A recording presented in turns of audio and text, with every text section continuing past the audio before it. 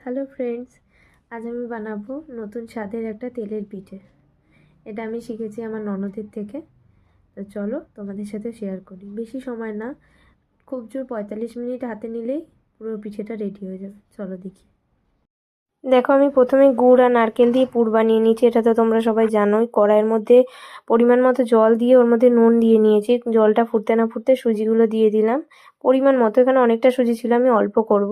দেখো, সুজিটা নাড়তে নাড়তে যখন কড়াই থেকে ছেড়ে যাবে তখন ওই পরিমাণে তখন আমি ঘিটা অল্প নিয়ে সুজিটাকে ভালো করে ডলে নেব। ডলে নিয়ে দেখো সব কটা আমার রেডি হয়ে গেছে। একটা তোমাদের সাথে শেয়ার করছি।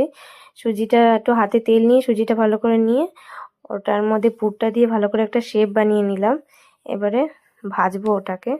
কড়াইতে তেল দিয়ে দিয়েছি, ভালো করে গরম করে নেবে তেলটাকে। কারণ সুজি না একটুখানি যদি হালকা গরম থাকে তেলটা, তাহলে নিচ থেকে পুরো একদম লেগে যাবে। দেখো কি সুন্দর উল্টেছে। প্রথমে আমি দুটোই দিয়েছি, তারপরে সবগুলো দিয়েছি। এটা খুবই অল্প সময় লাগে আর খেতেও দারুণ টেস্ট হয়। তোমরা ঘরে অবশ্যই বানিও আর বানিয়ে আমাকে বলো কেমন হয়েছে। দেখো আমার এখানে রেডি হয়ে গেছে, আমি একটা খেয়ে দেখাচ্ছি। খুব নরম হয়েছে আর কড়কড়ে